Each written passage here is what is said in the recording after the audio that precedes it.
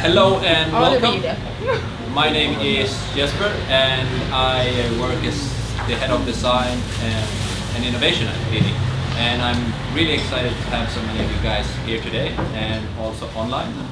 I'm even more excited to be able to introduce Cecilia from the Swedish Society for Nature Conservation, which are here today and to join us and to tell us a little bit more about PFAS.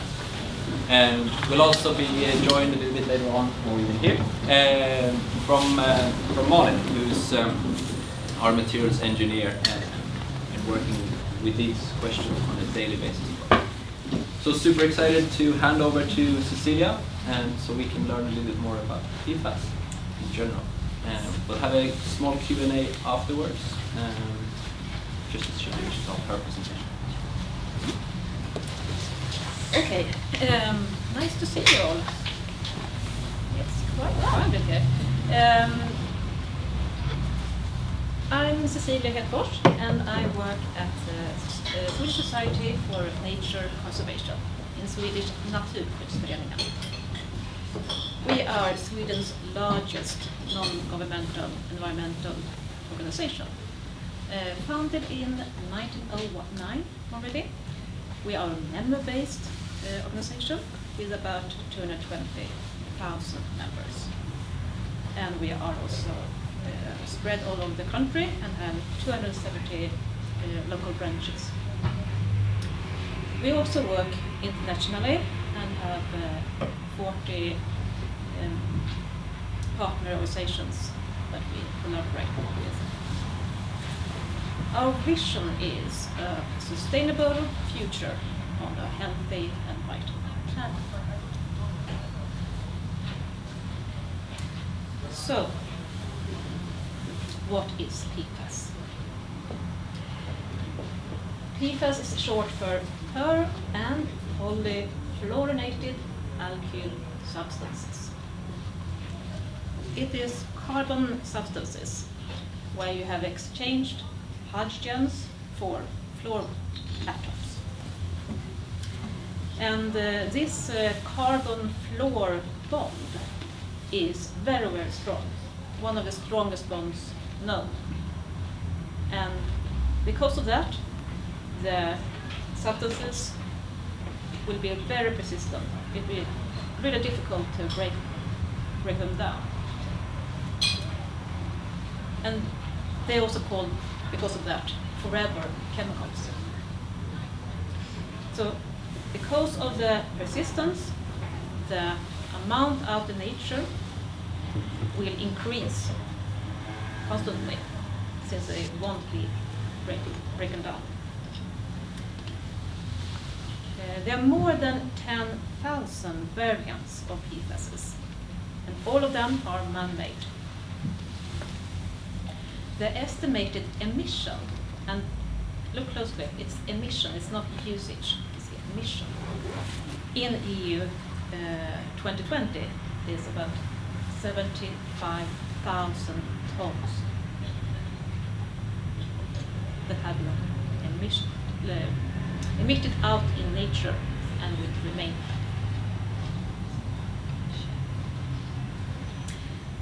So, where to find PFAS? Well, PFAS is used in many applications.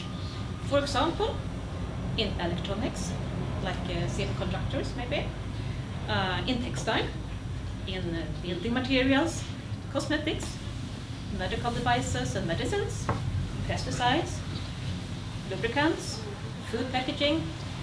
You can name anything, it will be there. So it's mainly, literally everywhere. And why do we use PFAS? Well, PFAS group, it's divided in several under groups, so they have different kind of desirable functions. One group is very water, oil and grease repellent, used in textiles for example. One group has surfactant properties, that means they are like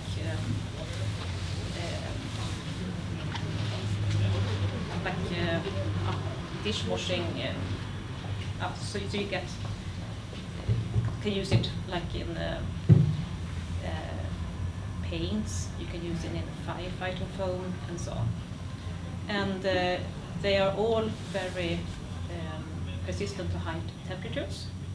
And you can make like PFAS plastics that it can be formed and used in many different ways. So it's a group of very used and wanted substances. The amount of PFAS in our environment today is already considered to exceed the planetary boundary.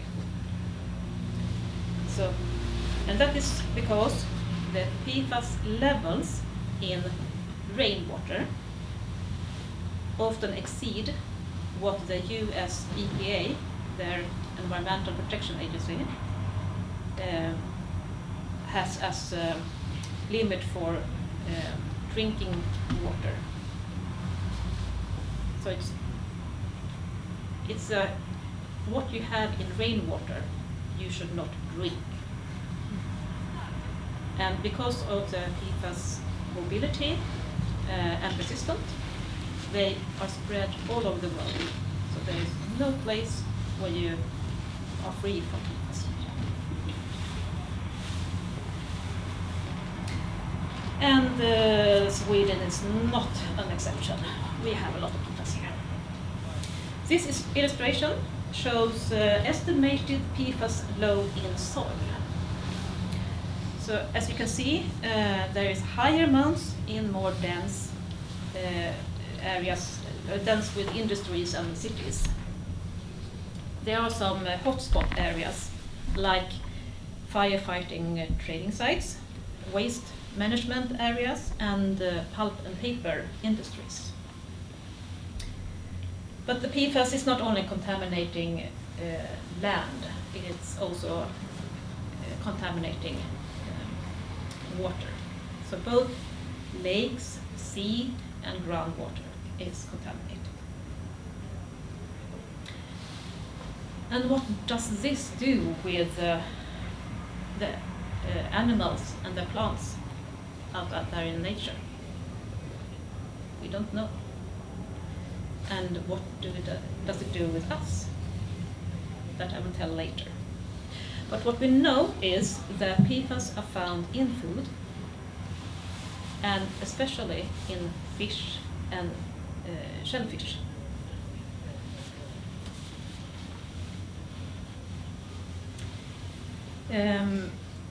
In December last year, Sweden, for the first time, established a PFAS level limit of 4 nanogram per liter. Nano, that is like super little. The limit is an EU directive that has been implemented in Swedish law. And previously, a recommended level of no more than 90 nanogram per liter had been set by the Swedish Food Agency. They did that in 2014, and by then it was the toughest recommendation by government all over the world. But as years goes by and more scientific studies show health effects at lower PFAS levels, an update was really in place. A year ago, we asked municipalities in Sweden about the PFAS levels in their drinking water. We got data from 42 water treatment plants and found that more than 2 million people in Sweden has levels above 4 nanogram per liter. At least 2 million people. And some areas have so high levels that the drinking water alone gives you an intake that exceeds the recommended total weekly intake. And you can see those with the the red and the orange was quite similar in this picture here. I can tell you that it's in Halmstad, it's in Sundsvall, and in Gävle. There you have really, really high loads of PFAS in the water. But all of these have more than 4 nanogram per liter. So how does that affect us?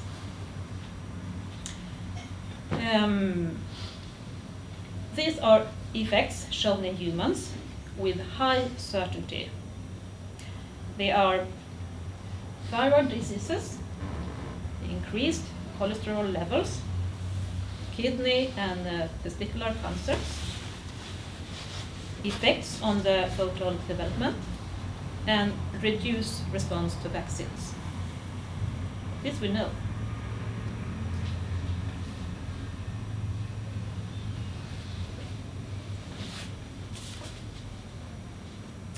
So how did we end up here with a contaminated world?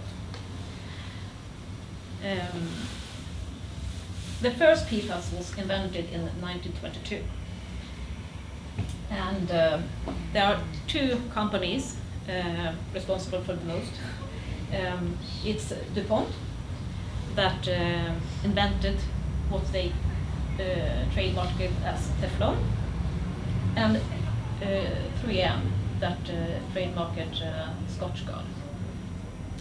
So Teflon is a PFAS plastic, and it has these properties of being water repellent, oil repellent, and it was used a lot in the military and in industry applications, but also in common products like non-stick frying pans. So in Europe, the Happy Pan was, I think it was, it's the late 60s. It was introduced, and Teflon in Europe, or Happy Pan in USA. In the 60s, 3M invented 9 new PFASs. One of them was PFOA. That one they sold to DuPont, and DuPont made Teflon from it. One other was PFOS. That is a detergent. It was used in Scotchgard. And I don't know if you know what Scotchgard is. It's like the first fabric protector.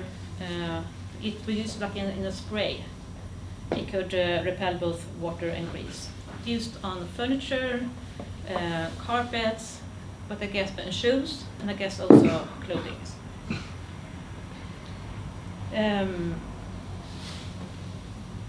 And PFOS was also used in a new kind of application, that is firefighting foam. And after deadly fire at the US aircraft carrier ship in 1968, the US Air Force exchanged all their firefighting foams to PFAS-containing ones. And so did also many military around the world, at least in the wealthy and countries that could afford it, like in Sweden. So on this upper half you see what is known to the public. Here you see what is not known. Already in the 70s, DuPont scientists knew that PFAS was harmful for humans. If you were exposed to high amounts, you got influenza symptoms.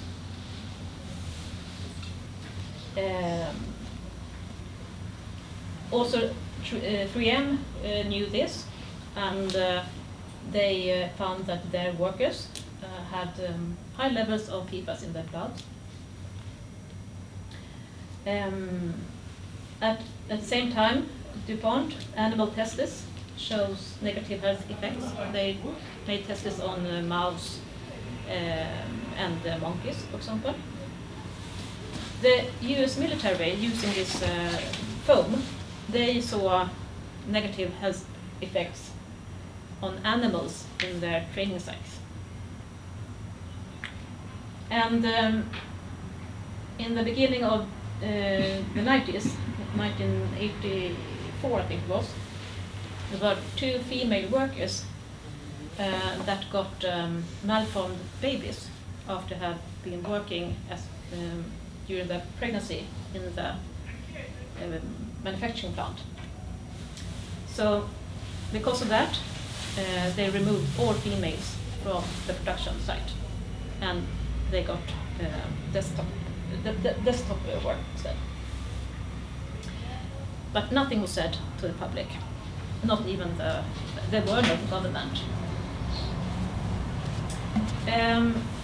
In Sweden, the first case when we see that there could have been some kind of awareness about the PFAS and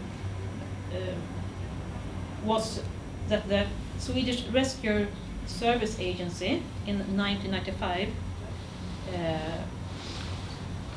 published a report where they say that PFAS is very persistent and it affects animals, so it should not be used in when training. It should be used with caution. But the agency didn't follow that advice.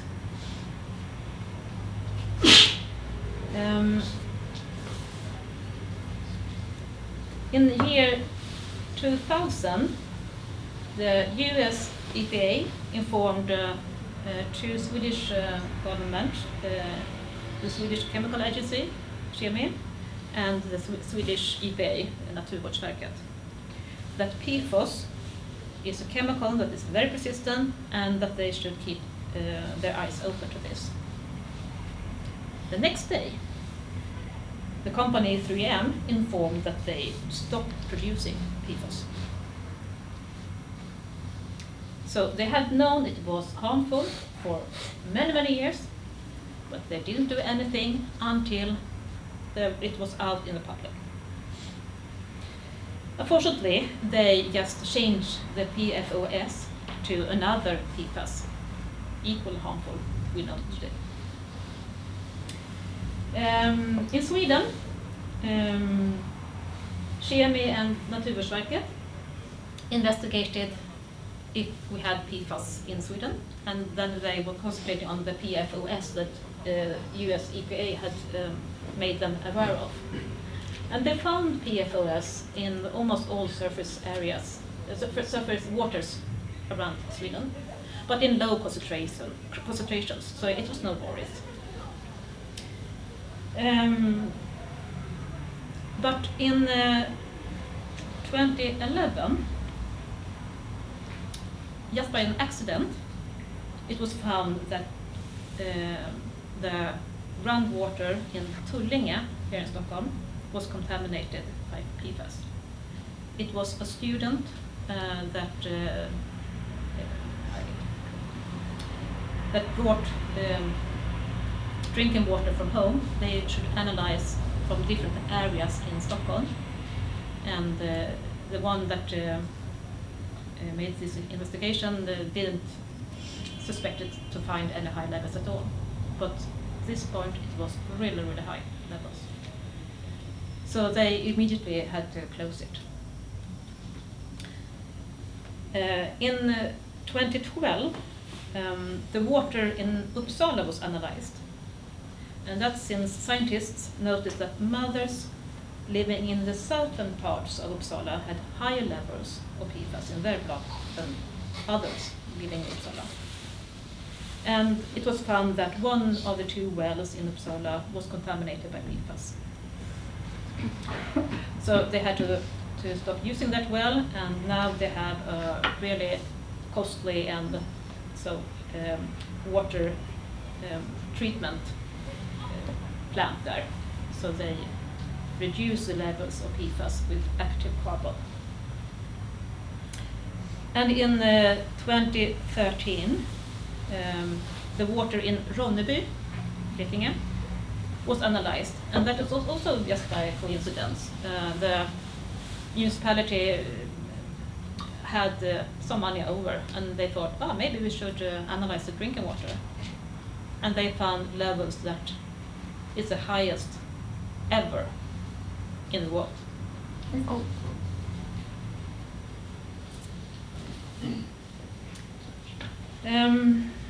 So knowing all this, you may wonder why isn't PFAS already banned?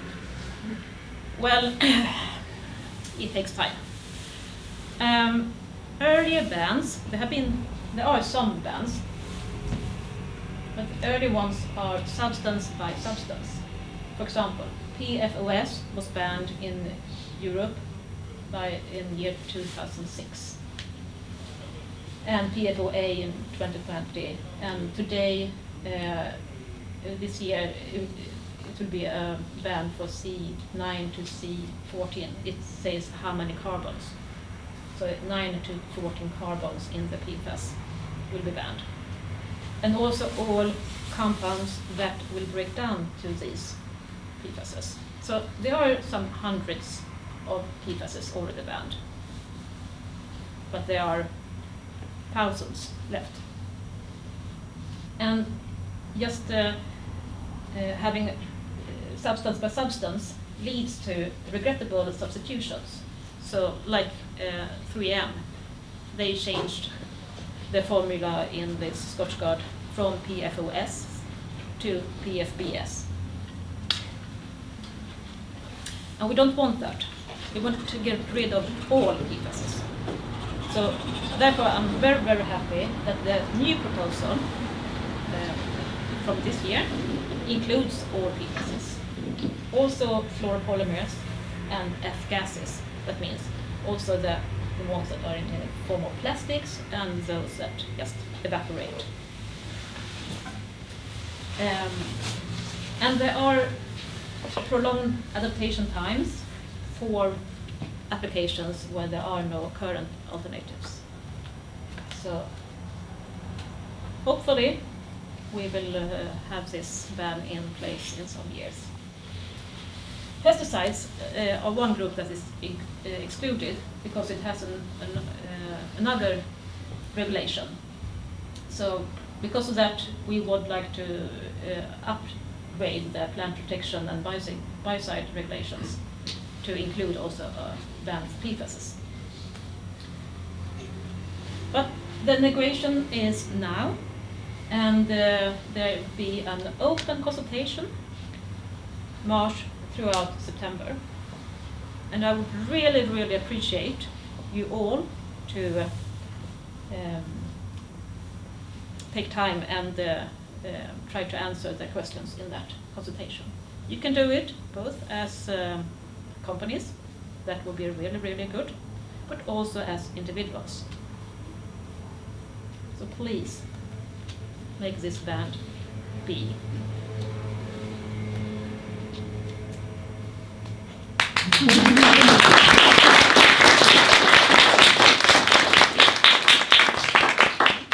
Thank you so much. Thank you. Both inspirational and a little bit terrifying at once. At least that's what I feel, even though I've heard and read about this quite a few times. Any immediate questions that's popping up that you would like to? I'm wondering what's the substitution, like what would be the alternative? You never know, but I guess that the siloxanes will be one of those. It's coming up now, but unfortunately they are also persistent. So I think that companies need to find something that is not persistent and not mobile.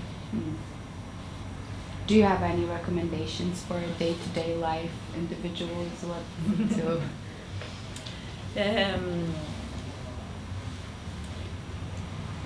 put questions, ask for better alternatives. I mean, I can, last 10, 15 years, I've been living without PFAS because it's possible, but you have to be aware. Thank you. Well put. Niklas also had a question. What can we do to avoid it? You can think about what kind of clothing you buy, especially outdoor, and shoes. you can think about what kind of lubricants you use for your car, your bicycle, your sewing machine. So you use the right things there. Use the right ski waxes, not with PFAS. I mean, it's in every situation you have to think. Okay, I am not really free of PFAS, I realize, because I use a computer. And there are right now no computers without PFAS that I know of.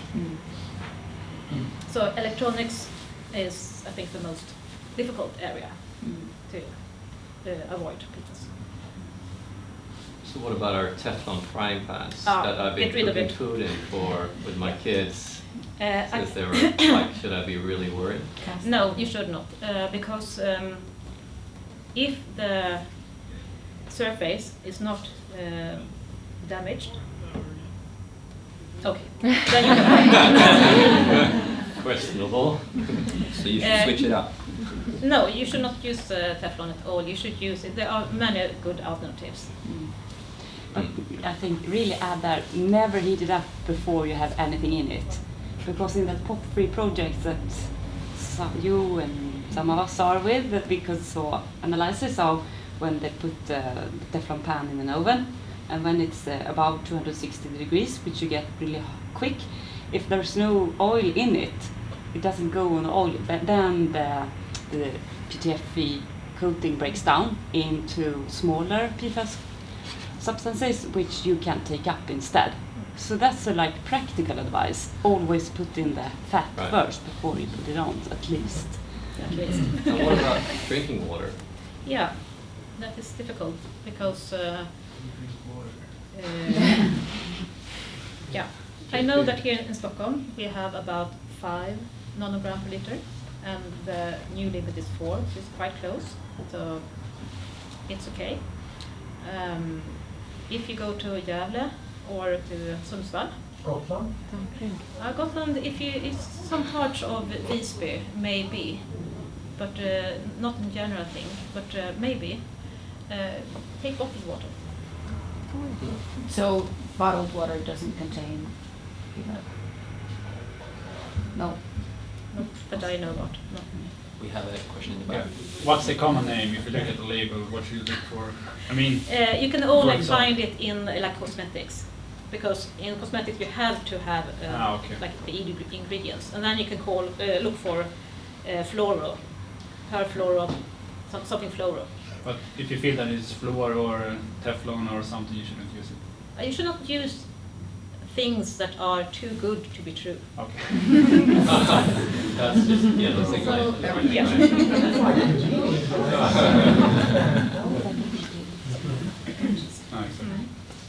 Yeah. I was going to buy a frying pan just the other week, and I asked about PFAS, and they said that there's more or less no fluorocarbons in the frying pans anymore. Is that correct? There have been a change last years, and I think if you went to Severa, maybe it's over the street, I know that they have take away all the PFAS pans now, but some other companies maybe hasn't. Many of those working doesn't know the difference between PFOA, that is banned, and it should not be there, then it's illegal, and PFAS. So you have to be really sure that you get the right answer. So the only way for companies, and that I think is all companies, is to ask further back in the what do you call it? Supply chain, yeah. And you have to be really sure that you get the answer you're asking for, because it's too often that they say, oh, it's REACH compliant, and they don't know what that is. So you have to be really a detective and also like a chemist. So my advice for companies is hire a chemist. Anton? There seems to be a lot of leakage from I don't know, military areas and firefighting, and I also saw something of pesticides being excluded from the rules of PFAS. Why is that? Why are some industries considered so important that they could actually keep PFAS in their systems? Yeah. Is it considered not to be able to replace it in those industries, or is No, it's not that. I think when I read the dossier, it's like the pesticides and the medicines are regulated by their own regulations, and they have a list of which compounds that are allowed, and this regulation cannot be like on top of that. But so the positive list has to be updated in that law, and cannot be from here. But like in pesticides, you have the active substance, you have also co-formulas, and all the co-formulas will be banned. Okay. So that is at least something. Yes. How efficient are coal filters if you filter your water? It's efficient for the longer ones for a while, because after a while the carbon filter will be completely stuck with PFAS, and then it's not good to use. Then you can get a load with a lot of suddenly. And it's really, really difficult to know when it's full. Therefore, we cannot recommend to use like those kind of filters at home, because we need to analyze before and after, and that has to be done at the water supplier. And a follow-up question, like, is most of the PFAS that we ingest, or does it come from skin, just from touching it? It's an ingestion. It's at least half from water and the other half from food, I would say. And cosmetics? Yes, they are in cosmetics, but I don't know how much that you absorb, because most of those are things that you put on the skin, and then you have to get it down into the bloodstream. It's much easier when you ingest it. It said something about the F gases. Does that mean that there's PFAS in the air? Yes, there are. The F gases is like what you changed when you know, the freon gases was banned a while ago because of the ozone depleting. This is what they changed it to. Oh. So it's used in refrigerators and different kind of kompressorer.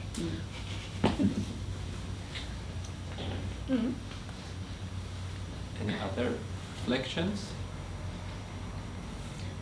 I have one more question. It said 5 to 12 years until that gets implemented. The normal ban for everything else that do have alternatives will be when the regulation came into force, like maybe after negotiating and blah blah blah blah. It will maybe take 1 or 2 years. Then there will be 18-month adaptation time for everyone. But these others have 5 or 12 more years. I can give you one last recommendation. If you have a dog, don't give them the pill that will repel all the fästingar, the ticks. It's PFAS. So like the spray, the repellent, or the... No, it's like a pill you give to the dog. So it somehow makes the ticks not want to stay on them. Can I ask you that, is it the same thing with the colors? That is nicotinider instead. Okay. It's not good either, so please don't use things that are too good to be true. Well put to finish off. Thank you so much, Cecilia. Thank you.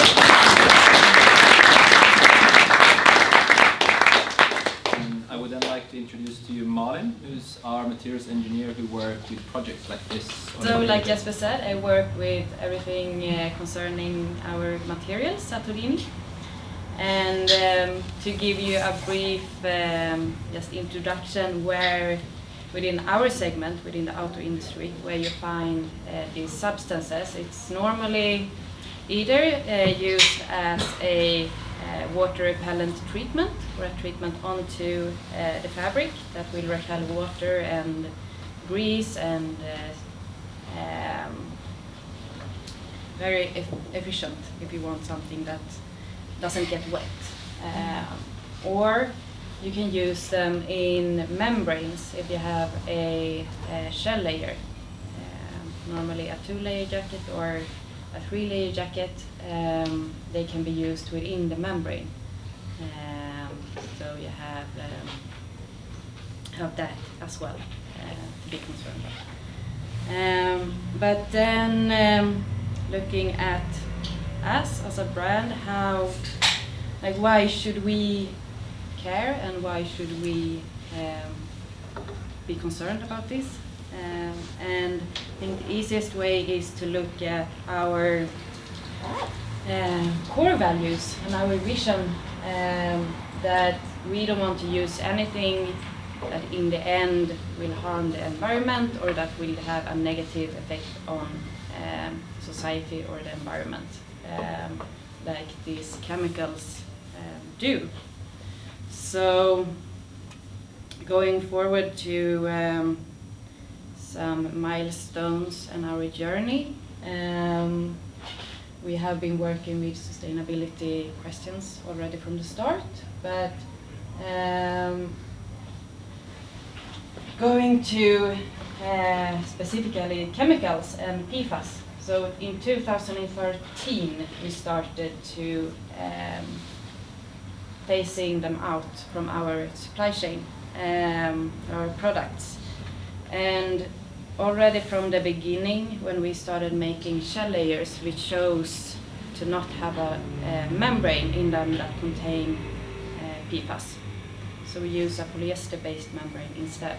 So we don't have the work of exchanging membranes like many other brands might have. And then in 2015 we had our first shell layer launched that was totally PFAS free. And then in 2018 all of our fabrics were completely PFAS free. And you might think that it took a while, and it did. It took quite many years. And why is that? And feel free to just shout out questions if you have with Joe. So, working with materials and with the material supply chain, we first start to have a dialogue with our suppliers about questions that we have or that we are concerned about. And then they start a trial to change the chemicals and to use alternatives in the factory. And then they do a lot of laboratory testing to see that all the properties are still the same and that you don't get a lower quality if you start changing chemicals, for example. And if they have a fabric that they consider to be good quality-wise and to have the same performance, they send it to us, and then we look at it and we might do some internal testing, and if it's approved by us, then we send it to our garment manufacturers and they make some prototypes for us that we start to wear test for a couple of months to make sure that the durability is the same and that nothing performance-wise is changed in the garment. And then we do a larger batch of samples to test further, and then if everything is okay, then we can go for production. So this cycle can take quite a long time, and you can have a lot of different bumps in the road along the way. And some of the concerns that we see from our side, changing chemicals and to not get a lower quality or to influence the performance in somehow, is that a lot of physical properties and the durability of fabrics can change when you start changing the chemicals. Like you heard before, these PFAS chemicals are like miracle chemicals that solve all problems.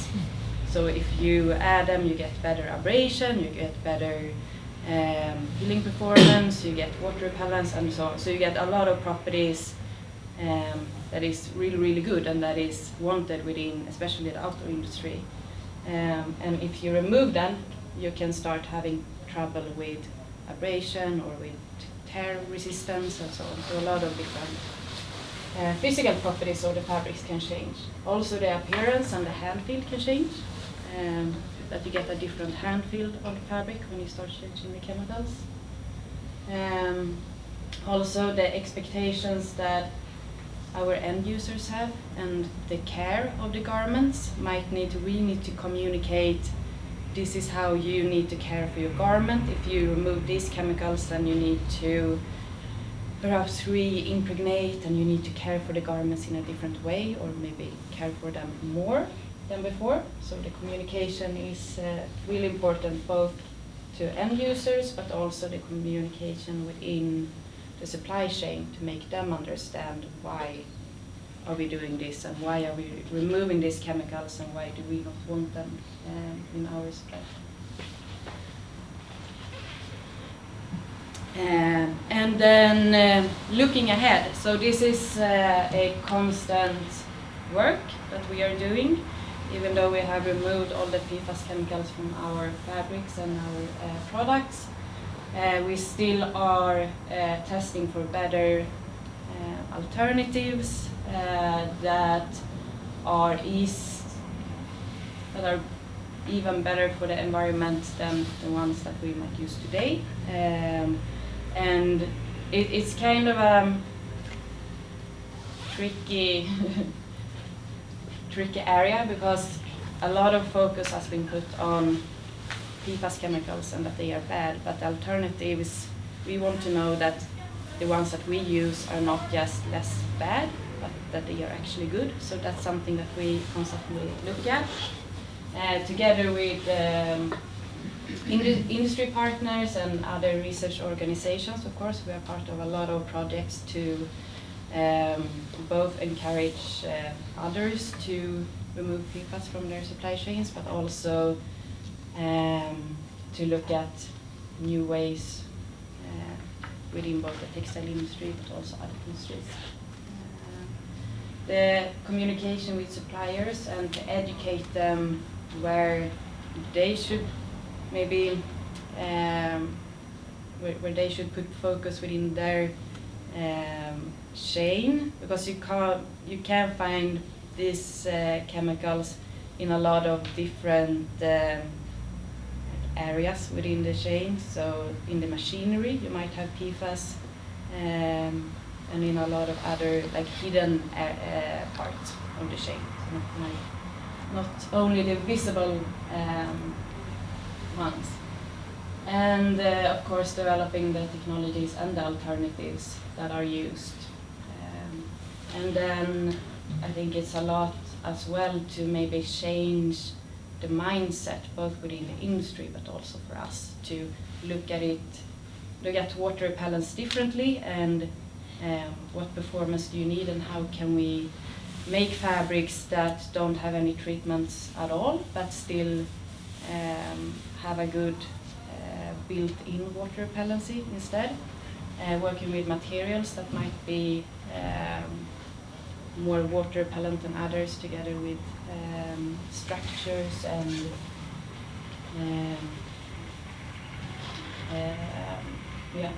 and then of course the communication and looking at how to care for garments and why these substances are bad to be used and why you should be aware as a end user and ask questions to not only us but to others as well to kind of increase the awareness.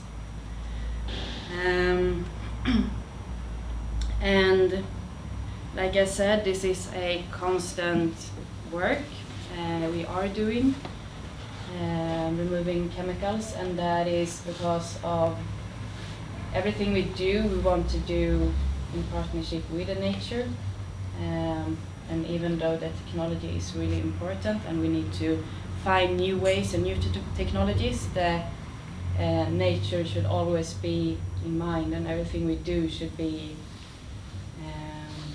something that we do in partnership with nature. So it's an ongoing, never-ending work that we have.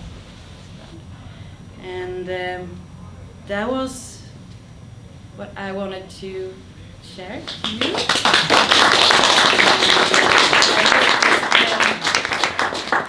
We'll bring some point for discussions and let it.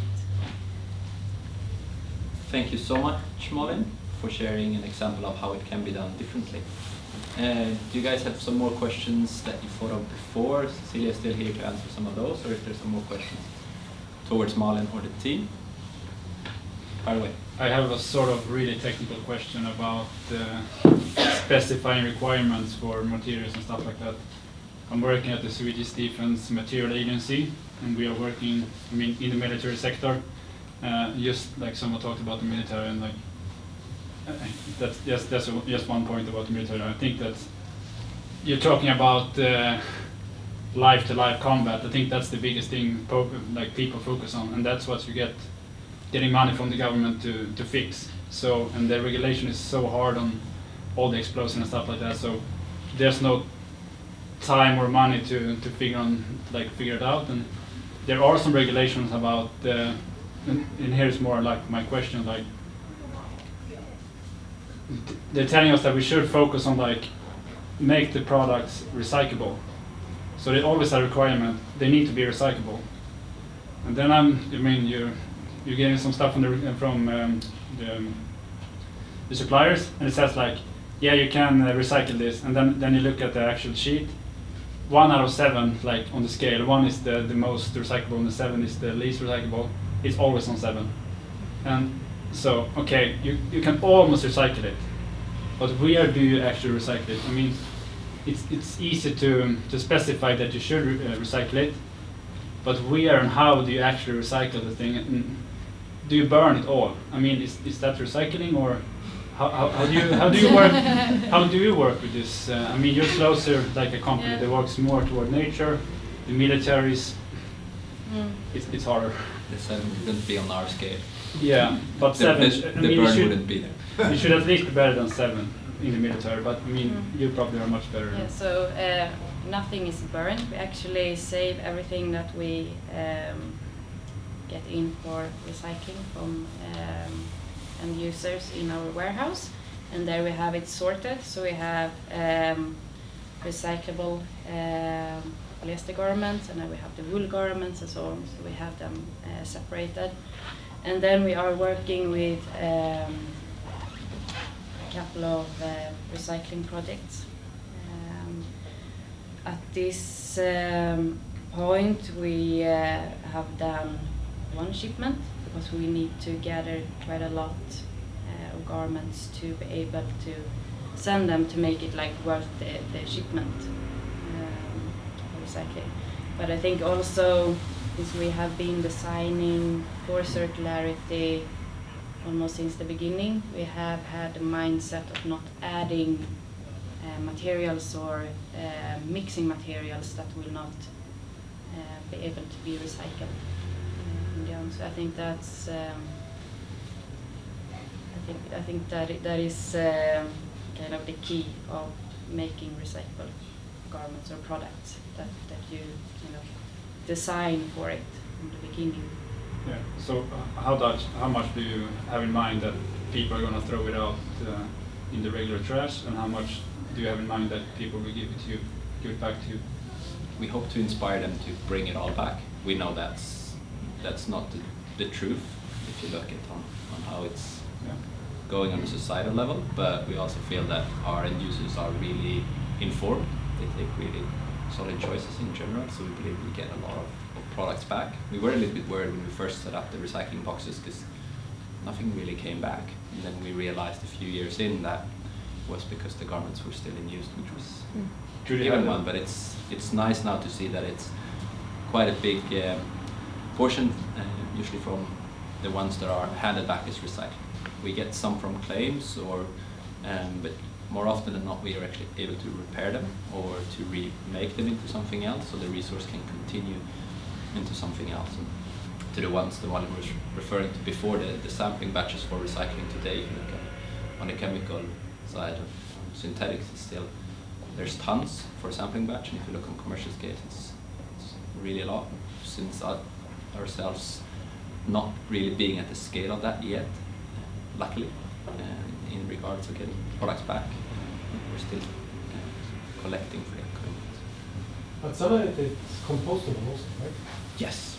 So that's when you look at the two different, or design circularity from the two different angles, we look at it from the synthetic side, and then that becomes recyclable in a closed loop system, or you look at it from the biological one, just like in nature, where we mimic nature and try and make everything just as pure as in nature, and then it can go into the compost.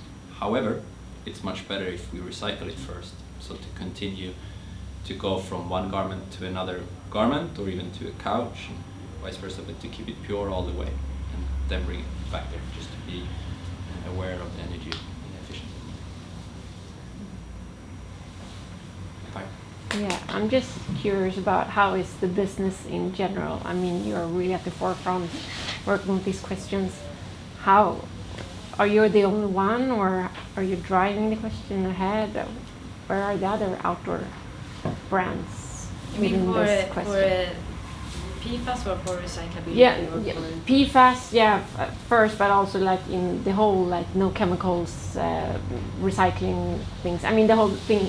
We have to think like this, like everyone. But how come it's just so few of us, or you, outdoor brands, or are there more? Can you like help each other and move it forward, or are you struggling on your own? Definitely. We love that we're a front runner, but we also love that we create ripples, so other people are picking it up, looking at what we're doing, and want to join us on our journey.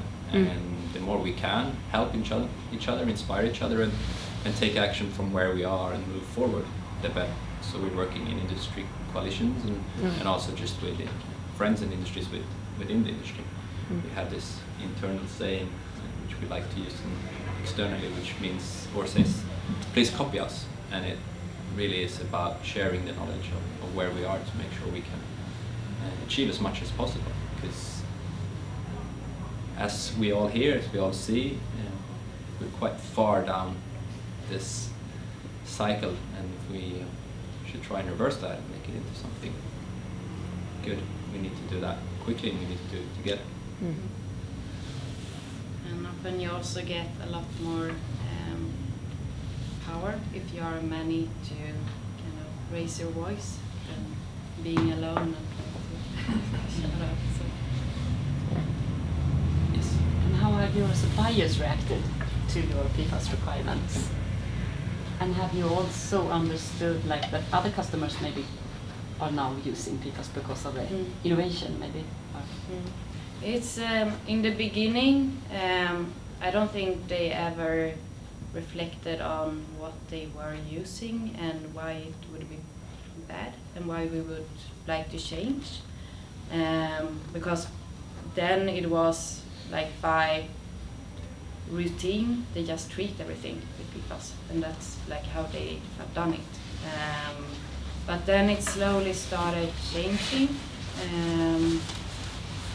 at least within our chain or our industry. I think the awareness became a lot higher, both for end users but also back in the chain. And now I think it's more common that suppliers treat it with PFAS-free alternatives by default, and then they still have it like as an option if you want to add it. So it's not completely out of the textile chain. But they still offer it for if you request it. But it is more common that they don't use it as like the routine chemical. That's why it's so important to ask the question and to continue to change mindsets. Because we've worked with some of our suppliers who even split up. Most of them have moved in this direction, but other ones have even created new facilities. Because with the old facilities, they had difficulties at one stage to control it in just that space. So it's everywhere, which makes it natural to move, especially in these spaces. But more often than not, we work with suppliers very tight and for a long period of time, so they've gotten used to our weird, almost crazy-like questions in regards of all different kinds, which is helping them with other customers as well, and people in the industry. So this is also a natural way to loop the information. Cool. Can surface chemicals affect circularity in a fabric? Absolutely. So is there a difference between the circularity level of the garments in store now compared to the ones that had PFAS, way back? At least for like C8 chemicals or like the really long chain, I think they are a little bit trickier to get rid of. I think the most common used chemicals, the C6 ones, are something that they are working on scaling off fabrics, and I think the main issue is that the recycler then needs to handle these chemicals and needs to find a way to where they should put them, or like what you should do with them. And maybe the only thing to add to that with current technology and current focus, because I think this is again why it's important to work with this and to put focus on this, because we need to enlighten the world around us. We need to make sound decisions as end users, as companies in general, to move in this direction, and then we'll get the power to solve this issue. We'll end on that note, and I would like to give another applause to Cecilia and Malin, and thank you.